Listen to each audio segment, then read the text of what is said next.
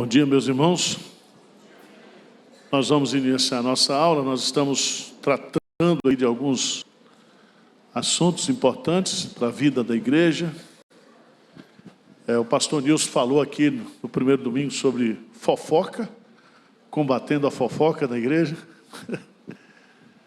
E semana passada eu falei aqui sobre a gente buscar restauração, né? Vencer a apatia, o desânimo espiritual, como Deus, Ele quer nos restaurar, nos reedificar. E hoje eu quero falar um pouquinho sobre maturidade, como ser um crente maduro, como vencer a imaturidade. Não dá para a gente falar de maturidade sem falar de imaturidade. E, na sua opinião, você é um crente maduro, um crente verde ou um crente podre? O que você quer?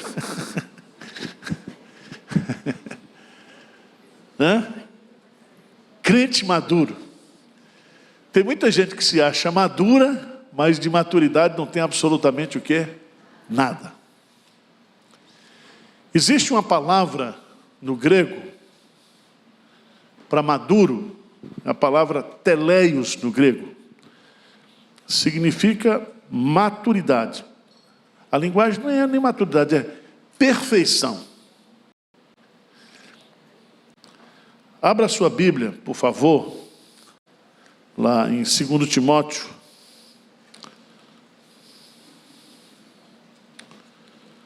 capítulo 3.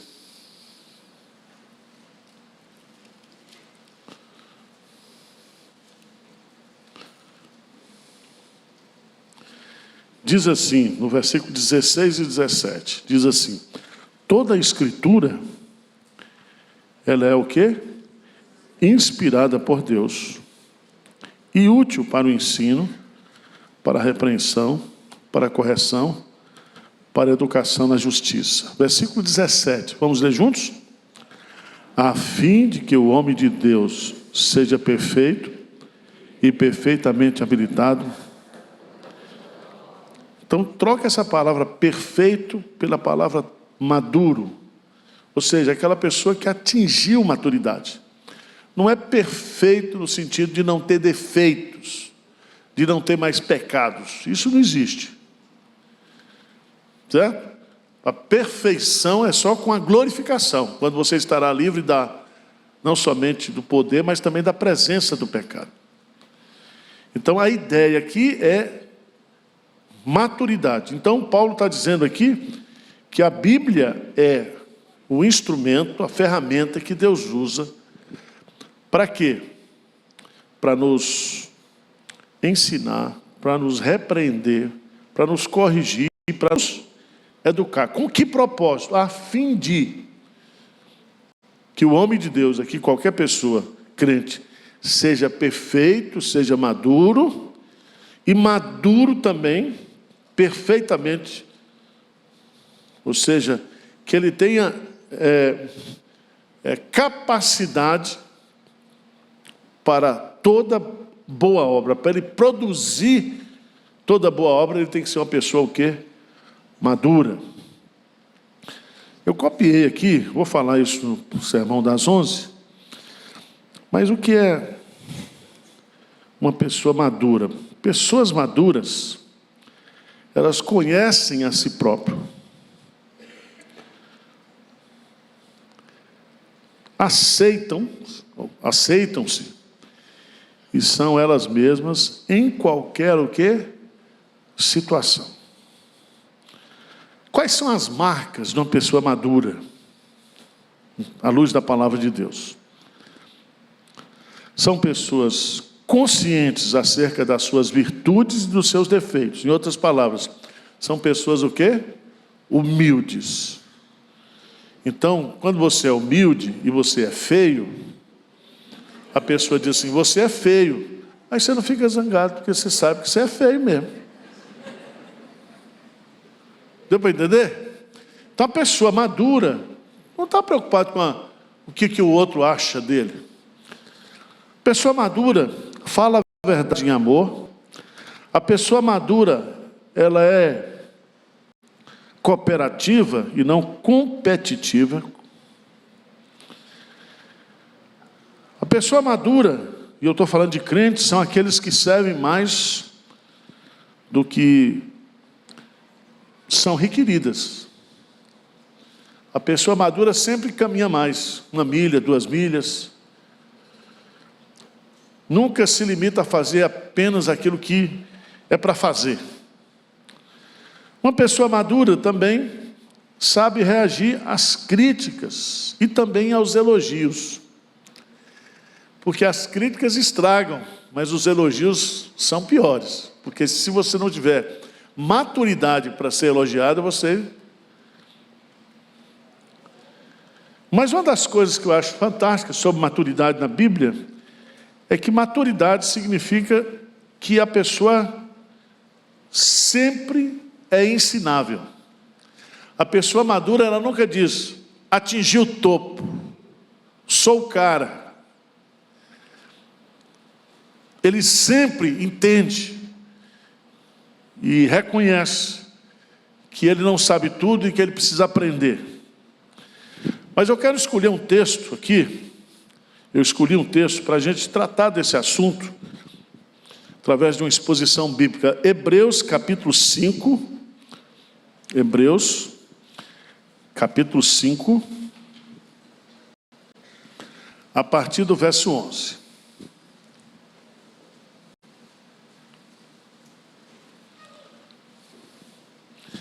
Você sabe, antes de entrar no texto, que quando a gente nasce, todos nós aqui, nós nascemos com um hormônio, chamado hormônio do crescimento. Se você não cresce, aí você tem que ir para o médico ver por que você não está crescendo. Quando esse hormônio do crescimento também está descompensado, aí gera o que? O chamado gigantismo. Você tem que tomar. Na vida espiritual, todos nós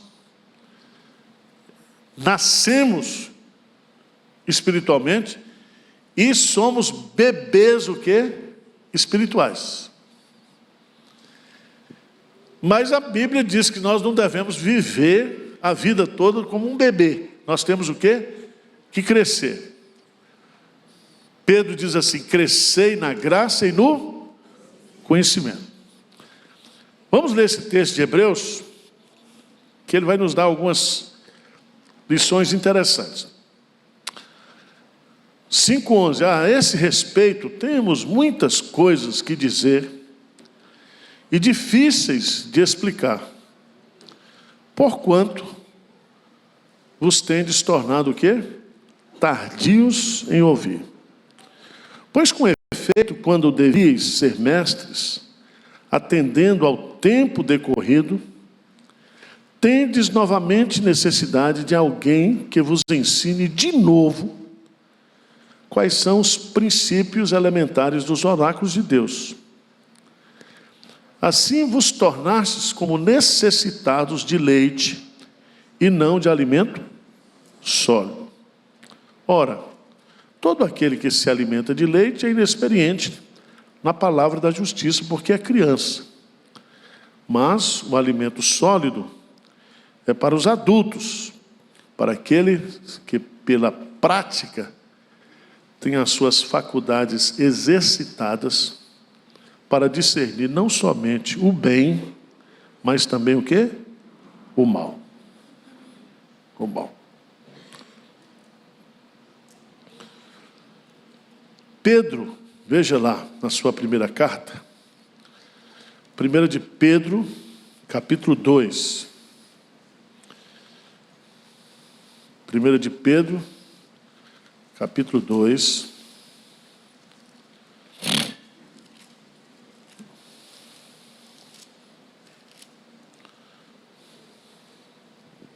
Versos 1 e 2. O que diz aí? 1 de Pedro 2, 1 e 2. Despojando-vos, portanto, de toda maldade e dolo, de hipocrisias e invejas, e de toda sorte de maledicências. Versículo 2, bem forte. Desejai ardentemente, como crianças recém-nascidas, o genuíno leite espiritual, para que por ele vos seja dado crescimento para a salvação. Pronto. Então, todo crente, quando ele nasce, ele é o quê? Um bebê espiritual, um recém-nascido espiritual.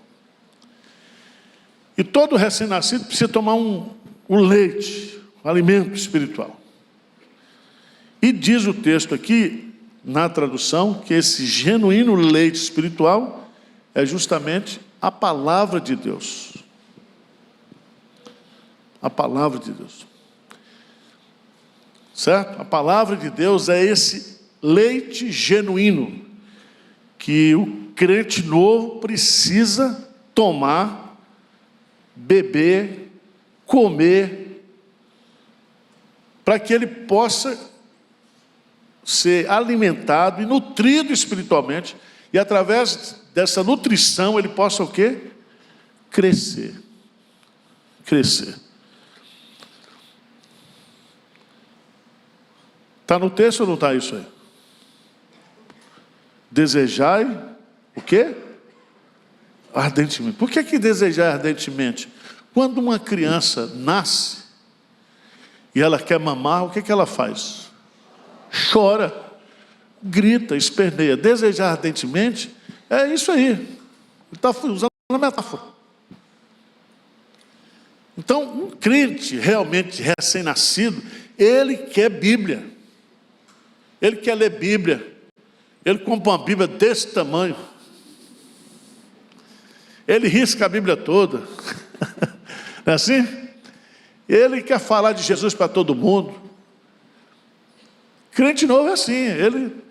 Ele tem uma sede, uma fome pela palavra de Deus.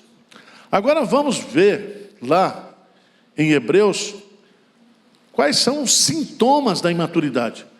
Quando é que uma pessoa ela se torna, ou ela pode ser considerada imatura espiritualmente?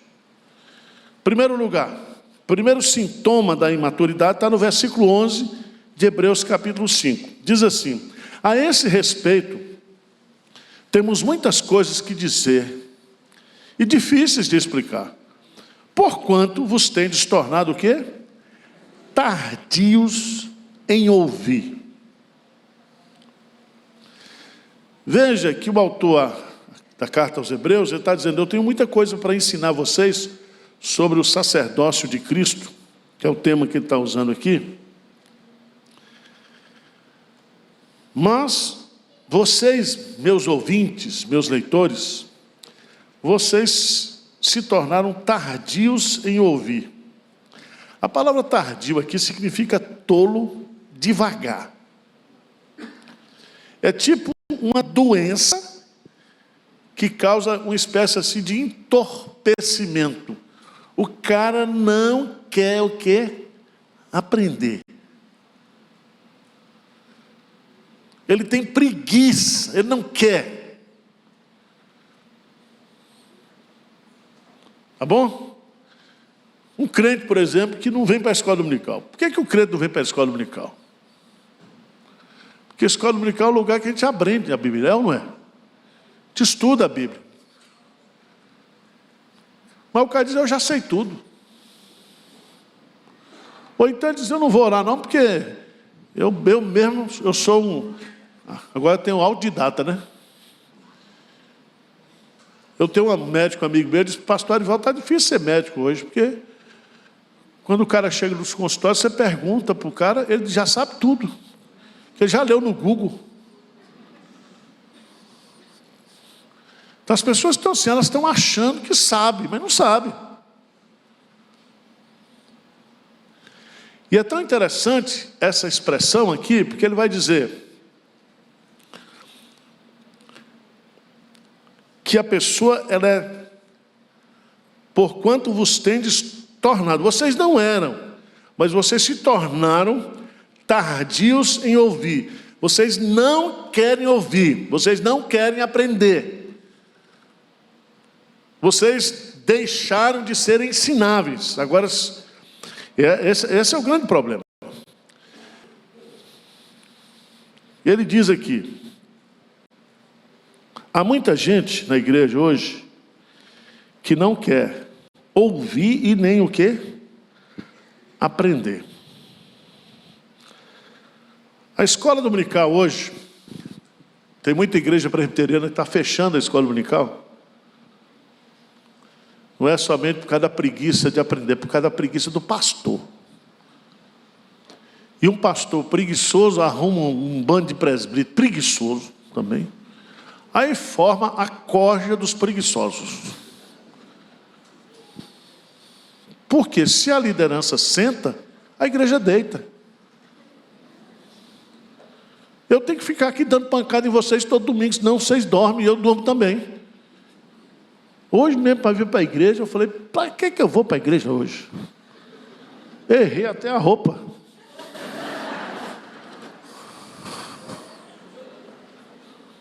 Vocês estão entendendo? Mas tem que vir. Tem que vir. E tem uns crentes sem vergonha que na hora que chega na hora da aula, ele sai.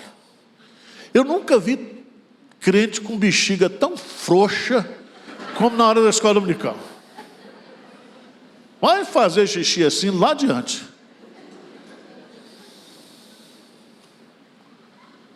O povo não quer estudar a Bíblia. Tem uns que vêm para a igreja, não vem para a sala de aula, fica rodando aí. Parece Satanás. Satanás fica rodando o mundo. Perguntar, Satanás, não, estou rodando. Tem crente que fica rodando, não vem aqui. Ele não vem na sala, ele não assiste uma aula, ele entende que ele já sabe tudo, ele não está com vontade de aprender. Isso é uma doença. Isso é um sintoma de imaturidade, o quê? Espiritual. É tão interessante. Abra a sua Bíblia, por favor, lá em 1 Tessalonicenses 2,13.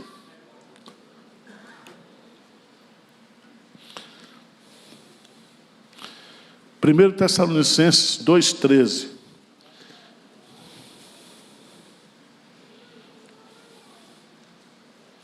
Eu acho lindo esse versículo.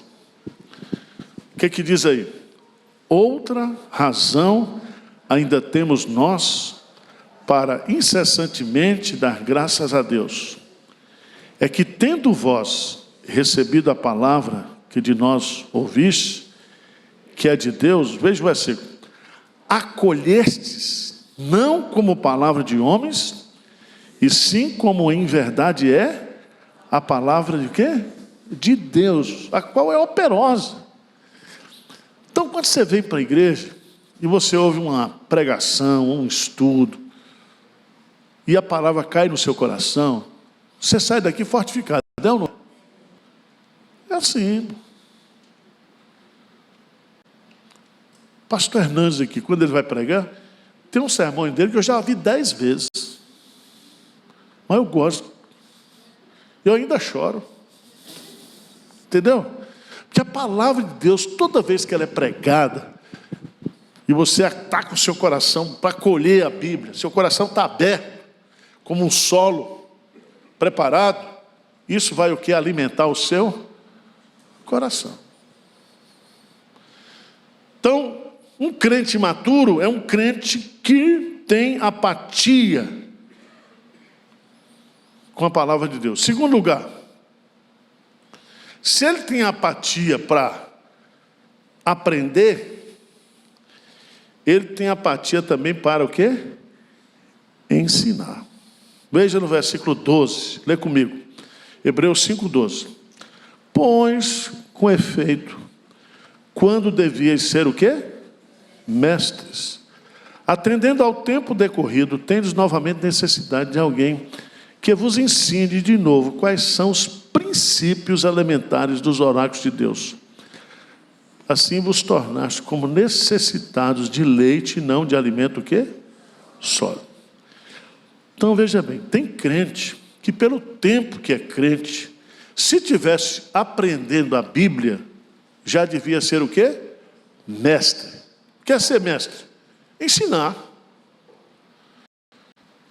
Olha, tem crente que tem 30 anos de igreja e ele não sabe compartilhar, não sabe falar de Jesus para a pessoa.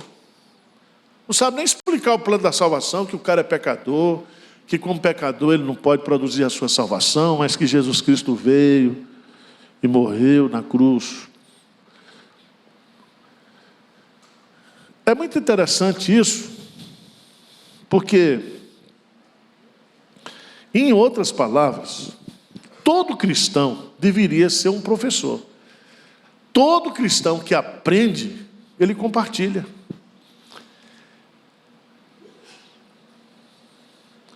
Eu já vi um cara, pastor, olha, eu não sabia muito de Bíblia, mas precisou lá na congregação, não tinha ninguém para ir, eu comecei a ir para lá.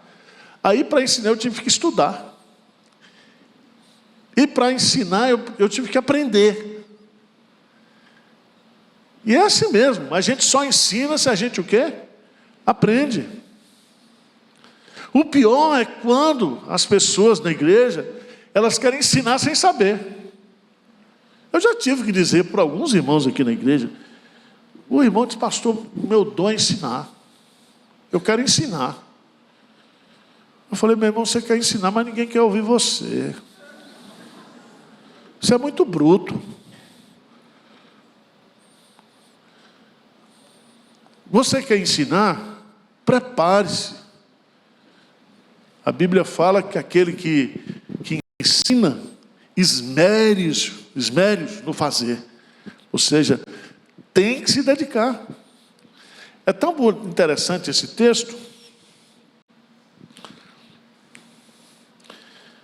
Se os leitores aqui da carta tivessem acolhido e obedecido o que aprenderam na palavra, eles já estariam capacitados para compartilhar o evangelho para outra pessoa. Porque só ensina quem aprende.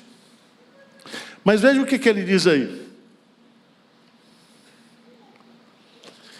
Ele diz assim, no versículo 12: tendes novamente necessidade de alguém que vos o quê?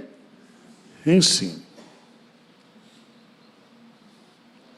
Então, por exemplo, o pessoal pergunta, pastor, ensina aí sobre a doutrina do dízimo. Aí a gente ensina. Ensina. Porque toda doutrina que a gente ensina na Bíblia é para ser o quê? Praticada. Se você recebe um ensinamento sobre oração, você está aprendendo sobre oração para quê? Para você orar. Se você está aprendendo algum ensino sobre ensinar, você vai ensinar. Se você está aprendendo um ensino de cantar, você vai cantar. Se você está aprendendo um ensino sobre dízimo, é porque você vai o quê? Ser um dizimista. Não existe ensino sem prática. Ou existe ensino, mas não deveria existir, porque tudo que a gente aprende é para ser o quê? Praticado. Vamos pegar um exemplo disso, irmãos. Jesus, lá em Lucas, em Mateus, capítulo 7. Tem uns crentes, pastor, o dízimo é 10%. Você não estudou português, não? O que é dízimo? Vai lá no... Pastor, o dízimo é do bruto, é do líquido. O outro chega agora, os velhos. Pastor, eu tenho que dar dízimo da aposentadoria. Meu irmão, dízimo é dízimo. Você quer dar, dá. Se não quiser dar, não dá. Não fica inventando desculpa. Ah, eu posso dar a dízimo do 13º. Você sabe que quando a pessoa não quer dar, né? Mateus capítulo 7. Mateus capítulo 7. Jesus encerra o seu sermão do monte usando uma figura. certo? Que é a figura de você construir uma casa. Veja o que ele vai dizer. Todo aquele que, pois, que ouve, versículo 24, Mateus 7, 24.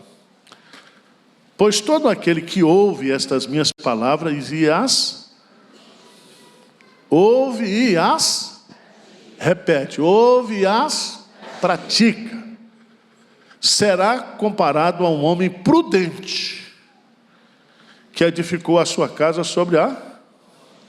Caiu a chuva, transbordaram os rios, sopraram os ventos e deram com ímpeto contra aquela casa que não caiu porque fora edificada sobre o quê?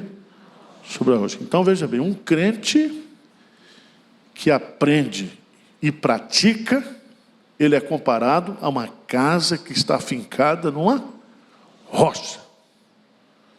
Pode vir a tempestade, pode vir as provações, ele está ali firme, porque ele está, aquilo que ele crê, ele vive. Se Deus é bom, e o salmista diz, provar e ver que o Senhor é bom, vem um problema, você diz, não, Deus é bom mesmo. Deus é bom. Está acontecendo isso comigo, mas Deus não deixou de ser bom. Deus continua sendo bom. Aí você fica cantando a música lá do cantor lá. Ele continua sendo bom. Né?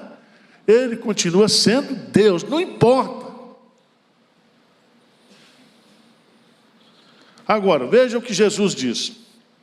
Versículo 26. E todo aquele que ouve as minhas palavras, versículo 26, e não as pratica, será comparado a um homem insensato que edificou a sua casa sobre areia.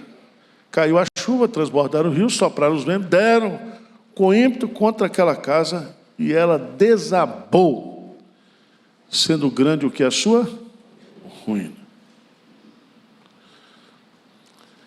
Todo mundo sabe que a gente precisa orar.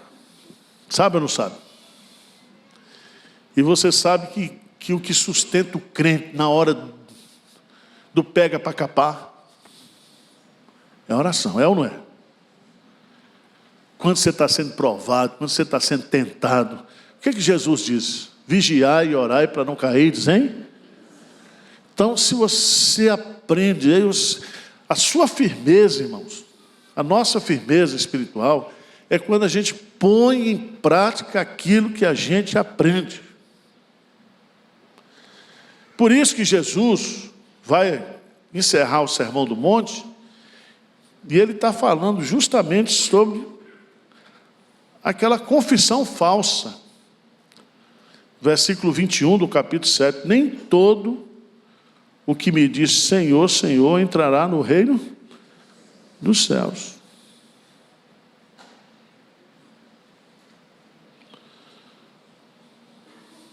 Porque nós temos que obedecer aquilo que nós estamos aprendendo. Então vamos lá. Qual é o primeiro sintoma da imaturidade espiritual? Apatia com a palavra de Deus. Segundo sintoma é que por causa dessa apatia, ele é incapaz de compartilhar essa palavra. E ele vai precisar sempre ficar aprendendo, reaprendendo, aprendendo, reaprendendo, aprendendo, reaprendendo. É um sofrimento. Uma coisa também de crente imaturo, ele quer discutir assunto que não tem importância. Sabia disso? Estava uma briga, negócio de maçonaria. Pastor, meu irmão, eu não sou maçom. E os maçons que eu conheço não podem falar o que acontece lá dentro. Eu vou lá agora atrás de religião de mistério? Eu não quero ser maçom. Ah, mas a maçonaria... Meu irmão, pelo amor de Deus, não vamos gastar tempo com isso, não. Se o cara é crente e vai para a maçonaria e faz tudo que Deus condena, ou ele não é crente, certo? Agora, se o cara diz, não tem problema não, acerta ele lá com Deus, eu não quero ser não, eu tenho muito o que fazer, não tem tempo para ser maçom não. Vocês estão entendendo? Tem umas discussões diz que Jesus Cristo vai voltar. Certo? Aí a irmã, pastor, uma irmã desesperada, pastor, eu aprendi que vai ter o arrebatamento secreto. Eu falei, não vai ter não, minha irmã. Esse negócio de arrebatamento secreto. Não, já pensou? O Benjamim subia, a Maria Helena ficava, ele disse, para onde o Benjamim foi? Aquilo lá tem uma outra aplicação lá em Israel, não tem nada a ver com a segunda vinda de Cristo. A Bíblia diz que Jesus Cristo virá, os céus se abrirão, tocarão a trombeta e todo olho o quê? O verá. E haverá uma só ressurreição, a ressurreição de todos aqueles que morreram, sejam justos ou injustos. Não vem a prestação não, vem de uma vez só. Deus não trabalha com combo não. Ele vai vir, assim como viesse subir na ascensão, ele voltará em poder e glória. Tá certo? Agora se você quiser ficar fazendo conta aí, porque o próprio Jesus disse que o dia a gente não sabe. Tá certo? Agora, se você quer ficar ouvindo esses apóstolos aí, que diz que vai voltar agora, vai voltar semana que vem, fazendo profecia lá de Israel, de briga com Hamas, é um desperdício de tempo. Certo? E tem gente que gosta disso. Todo crente imaturo gosta de ficção espiritual. Lembra que a gente cantava aquele, o rei está voltando? Aviões sem seus pilotos voam para a destruição. A gente fica com medo. Trem vazio sem maquinista. Misericórdia. O rei está voltando e a gente está aqui desesperado. A Bíblia fala que quando Jesus vier, nós vamos nos alegrar. Porque é o dia da vitória. Ele manda a gente orar, Maranata, ora vem o quê? Então ninguém tem que ter medo de segunda vinda de Cristo, não, gente. Tá certo? E se ele viesse esse ano, eu estava livre dessa construção. Eu ia logo para Jerusalém Celeste, deixar tudo aí, certo? Primeira característica, apatia, a palavra. Segunda, incapacidade de ensinar, de compartilhar. Terceiro lugar, versos 13 e 14, o que é que diz aí? 13 e 14. Vamos lá, gente? O texto de Hebreus, capítulo 5, 13 e 14. Vamos lá juntos? Ora, todo aquele que se alimenta de leite é inexperiente na palavra da justiça, porque é criança. Mas o alimento sólido é para os adultos, para aqueles que pela prática têm as suas faculdades exercitadas para discernir não somente o bem, mas também o mal. Veja bem, o terceiro sintoma da imaturidade é o alimento que a pessoa o quê? Recebe.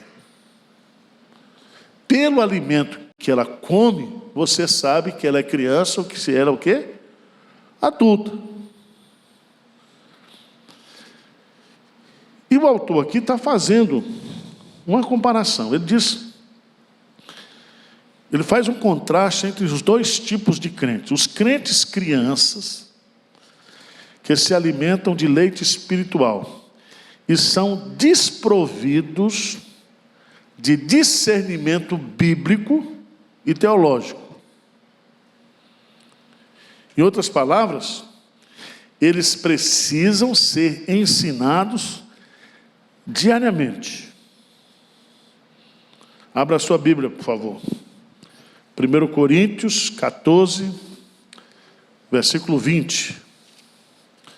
1 Coríntios 14, 20. O que que diz lá?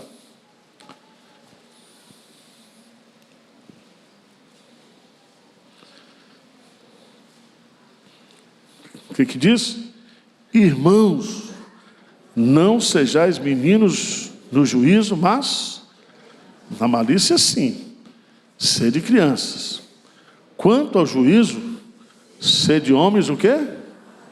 Amadurecidos.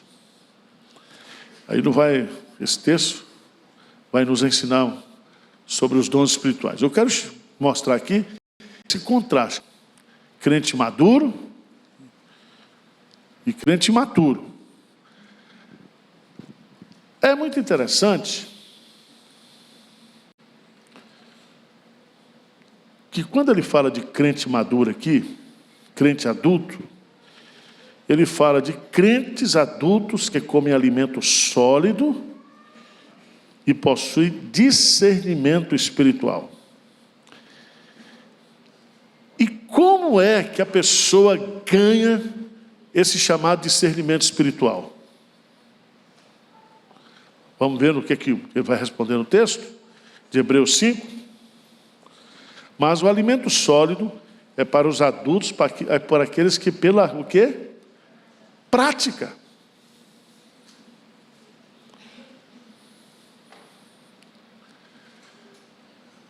Quando você se alimenta, você pratica. Quando você pratica, você se desenvolve. Você cresce. E automaticamente você vai precisando cada vez mais de um alimento mais substancioso. Tá certo? O que é que significa isso? Vamos comparar. Quando você entra na escola, você aprende a tabuada, é assim ou não é? Vai estudar matemática. Você tem que aprender as 4 operações. Você só pode entrar, por exemplo, em fração, potenciação, regra de 3 simples, se você aprender o quê? As 4 operações. Então veja bem, todo crente quando nasce tem que conhecer a Bíblia. Certo? Ler a Bíblia, estudar a Bíblia. Determinados assuntos, por exemplo, vamos estudar aqui o assunto da doutrina da eleição. Aí já é uma feijoada. Está entendendo? Que um bebê não pode o quê? Comer. Ele tem que gastar tempo. Ensinar para ele. Então, há determinados assuntos que a pessoa tem, que são assuntos cumulativos. Porque quando você pega a Bíblia, e aí, por que existe a palavra teologia, estudo de Deus? É porque a Bíblia é como se fosse um canteiro, né? E aí você, na teologia, você vai organizando isso.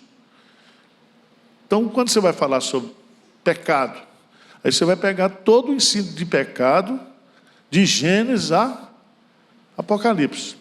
Você vai começar, por exemplo, quando começou o pecado original. Você vai descobrir o que o pecado trouxe para o homem. Você se lembra do dilúvio. Depois você vai vendo o pecado sendo condenado pela lei, por isso que Deus deu os mandamentos, a lei. Até chegar nos evangelhos, quando o problema do pecado ele é resolvido pela expiação de Cristo.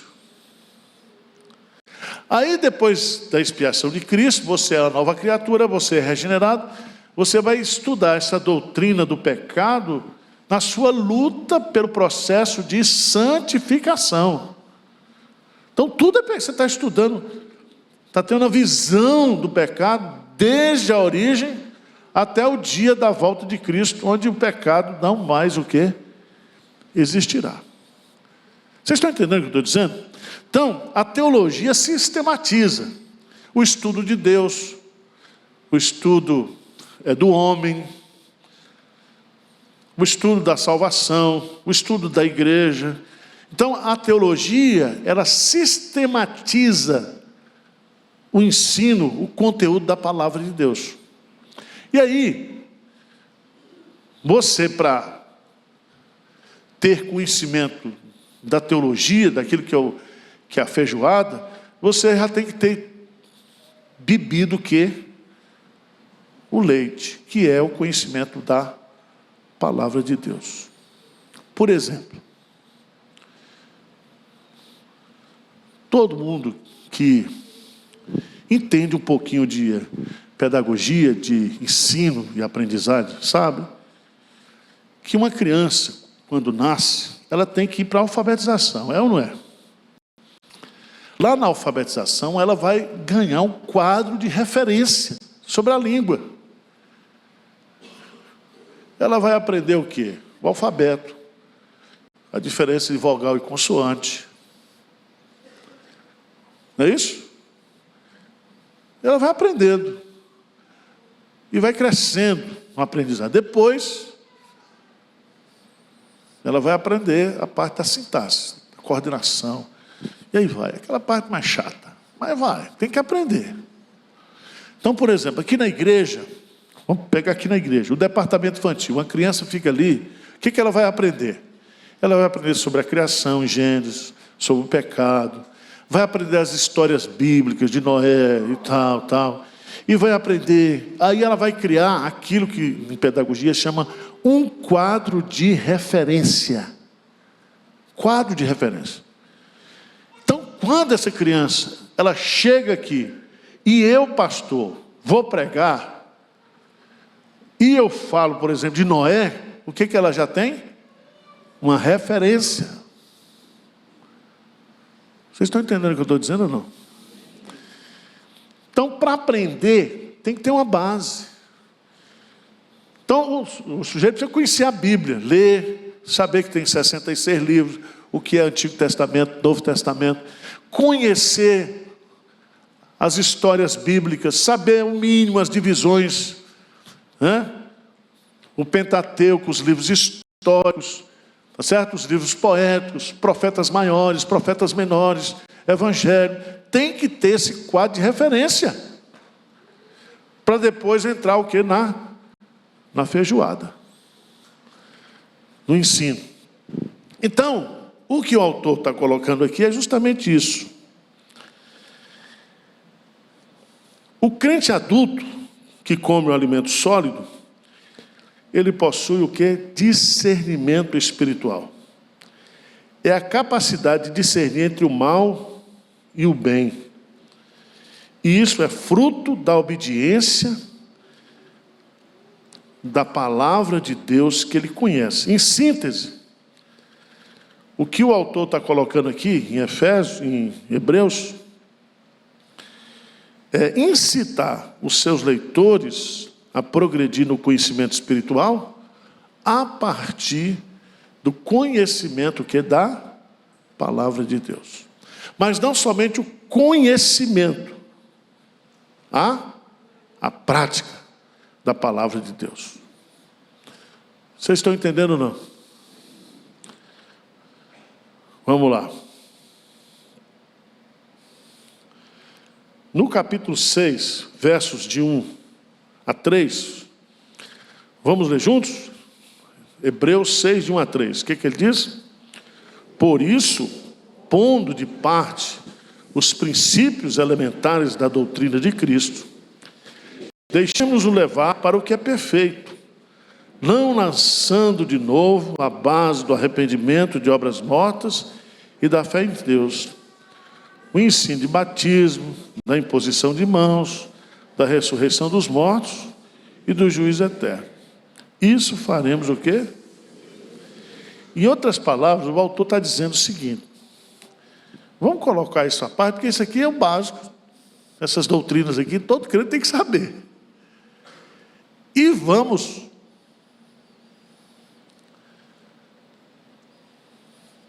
buscar aquilo que é perfeito. Esse perfeito aqui é correr para a maturidade, é investir no crescimento, certo? Por exemplo, nós aqui na igreja, nós temos um curso que é coordenado pelo pastor Nilson, chamado Sã Doutrina. E a gente tem orientado as pessoas que vêm, principalmente de outras igrejas, de outras denominações, pessoas que passaram na igreja, nessas igrejas que não ensinam Bíblia. Se a pessoa não aprende Bíblia, ele não tem consistência espiritual. Certo?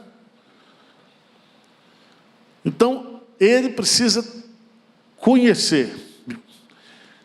Aí tem a parte das classes, aí, de panorama bíblico, etc. Quando a gente indica para o Sã Doutrina, é justamente para que ele possa conhecer mais profundamente, teologicamente, as doutrinas bíblicas, a fundamentação bíblica. Para que ele possa o quê? Ter substância espiritual. Vamos entender isso? Efésios, capítulo 4.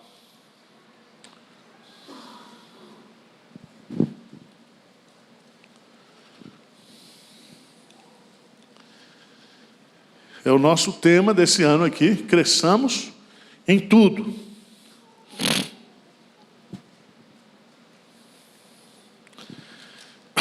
Diz aí a partir do versículo 11 que Deus concedeu para nós, igreja, os ministérios de ensino, apóstolos, profetas, evangelistas e pastores mestres.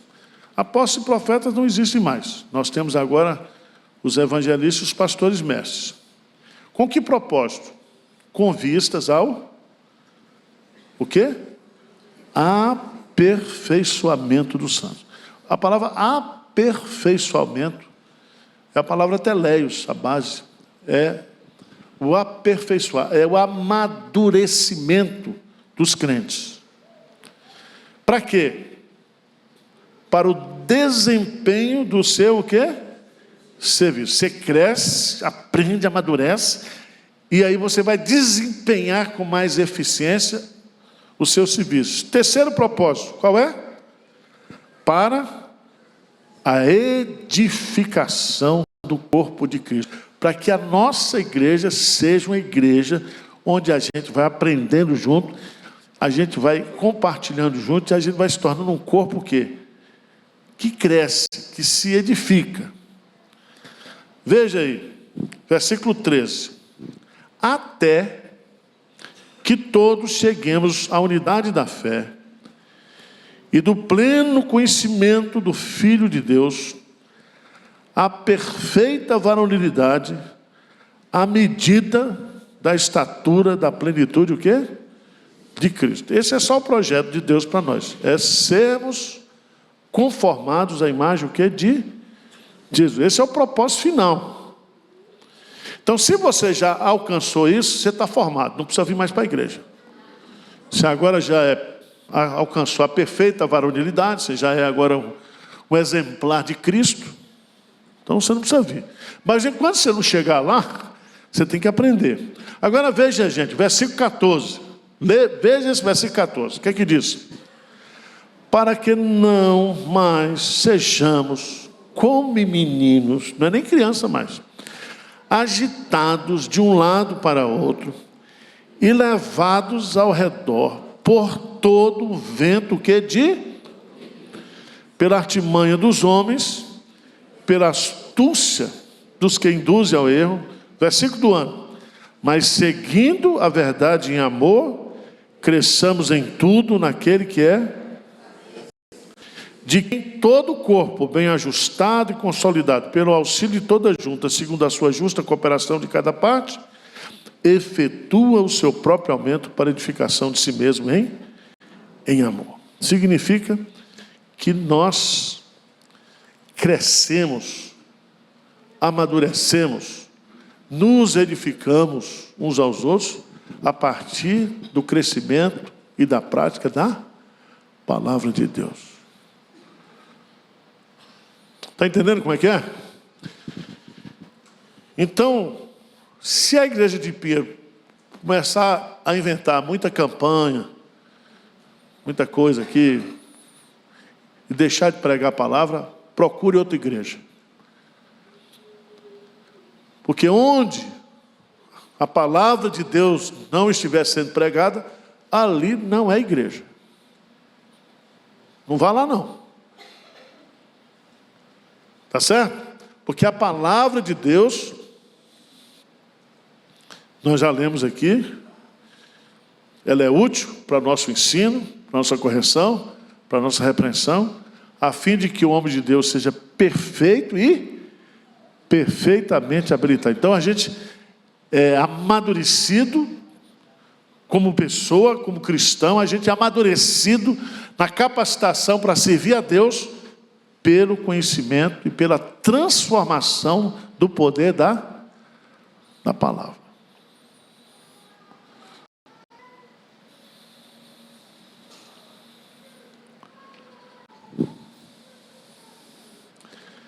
Não vai dar tempo a gente explorar mais aqui, mas que vocês leiam em casa,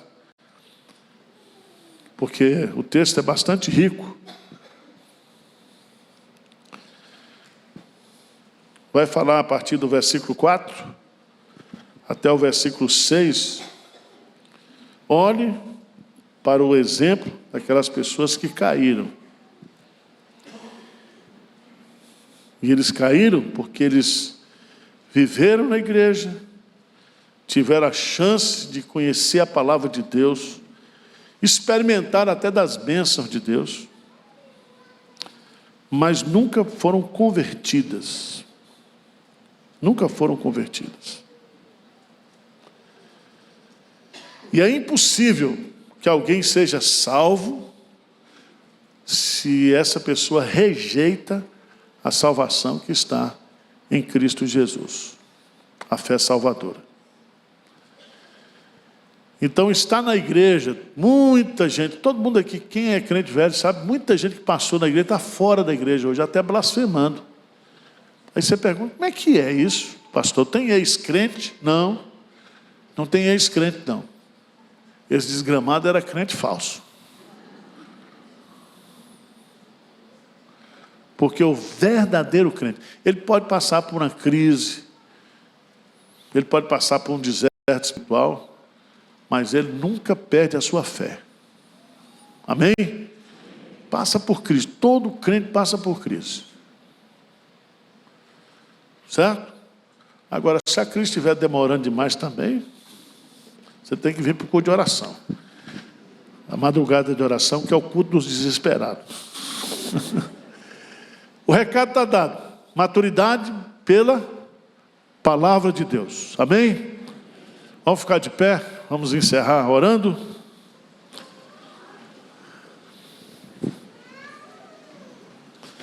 Senhor Deus, nós queremos te agradecer pelo privilégio, a honra que temos de ter a Bíblia na nossa língua, traduzida para nós.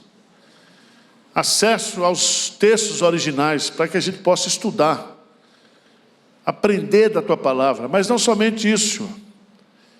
Ter a experiência de vivê-la, de experimentá-la, e de saber que quando a gente obedece a palavra, a gente vive experiências de crescimento com o Senhor.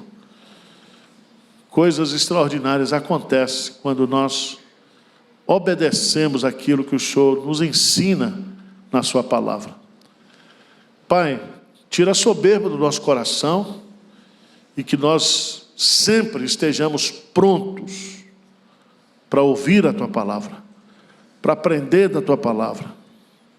Dá-nos humildade de mente e de coração, para nos submetermos à autoridade das Escrituras Sagradas, porque tudo vai passar, mas a Tua palavra permanece para sempre. É a nossa oração em nome de Jesus. Amém.